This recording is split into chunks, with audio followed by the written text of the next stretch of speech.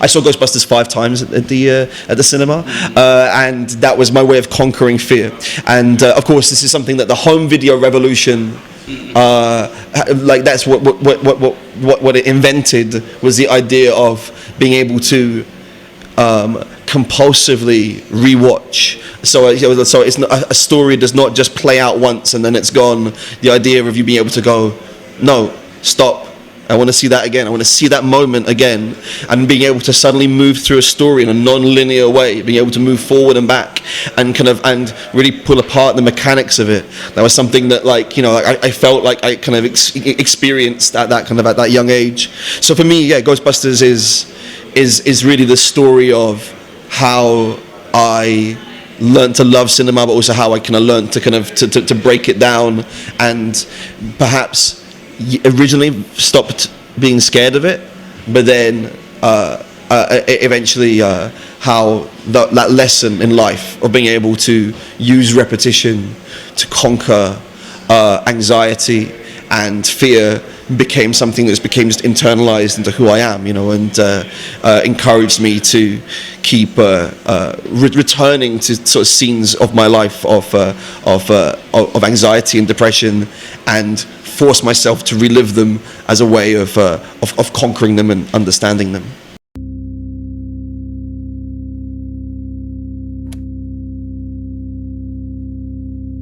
I think maybe like on one level, I did want to exploit nostalgia and kind of exploit sentimentality, because I think that's like a useful way of like opening a door between two different people, and, you know, like even people from different ages, kind of different backgrounds, you know, like it is at least a place in the middle where we can meet, and I think that's important.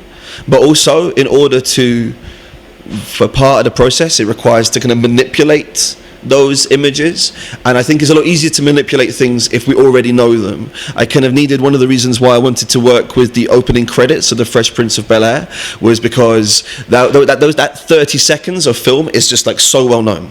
It's you know, we almost know it shot for shot because we can hear the rap in our head and we can see it, you know. I think that was important, that it was kind of already like internalized, because what we're kind of doing over the film through this process of repetition, it's a little bit like we're kind of graffitiing over the top of it. You know, we're kind of taking these familiar things and then we're kind of reprogramming them.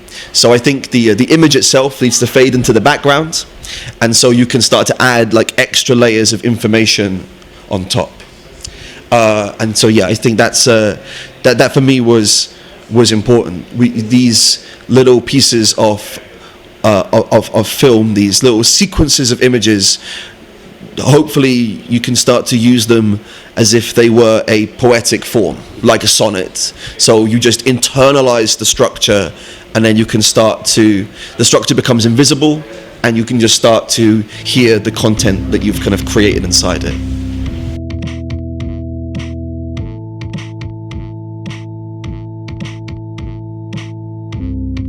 The videotape was, you know, a little bit like making like mixtapes. It was a very kind of like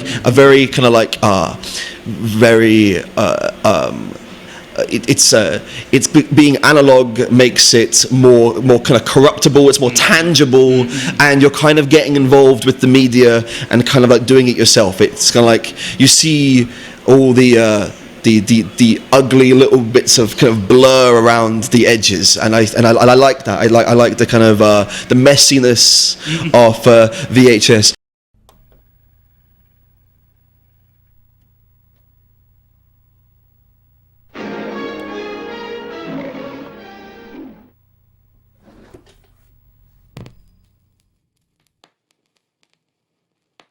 In such a short space of time, now everything is in the cloud, you know, like, and there's a very, very different representation to media, you know, like, and yeah, and that plugging into that nostalgia helps, because I think over the course of the film, I'm trying to draw the connection that memory is like videotape, and videotape is like memory, and that metaphor works for me better than, you know, than digital or the clouds. I think it's more analog.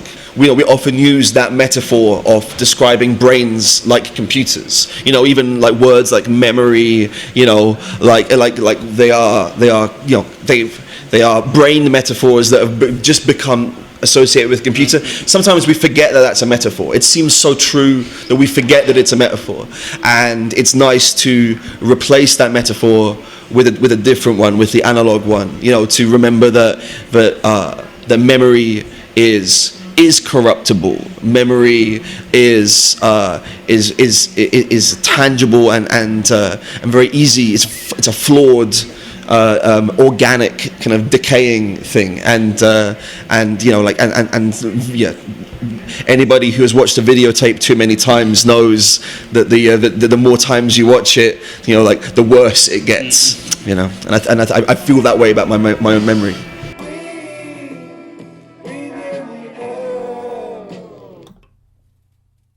We don't have to say that just because these pieces, these cultural artifacts, you know, of course they come with their own ideologies, they come with their own, you know, their own implicit kind of like biases and lessons, but we can strip out their original intention, because they are also just highly kind of like potent kind of like visual symbols, you know, like the symbolism on which kind of filmmaking works, which is kind of pre-language, you know, like it still exists, it still affects us. And so I think that particularly we can take, you know, like something which is well known, and we can, you know, completely remove its content and, you know, and replace it, you know, like with our own. We can recycle these films, which is, you know, I like the ethics of that. Yeah, recycle these films, turn them into new films. It's the idea is no, in 10 years' time that will also start to become completely, you know, like opaque, and, you know, and it will kind of lose its it will lose its meaning. But, you know, like, you know, you can have these kind of temporary canons which kind of come in. So that's very much been, yeah, like a thing that I think I just kind of accept now, that I can kind of steal quite mercilessly from kind of culture in general, and that's kind of that's fine. That's the place that you go to meet people. You know, that's the central square which you kind of go to find people who, you know, like, you know, who with kind of similar interests, and that you know, the ownership then becomes kind of irrelevant.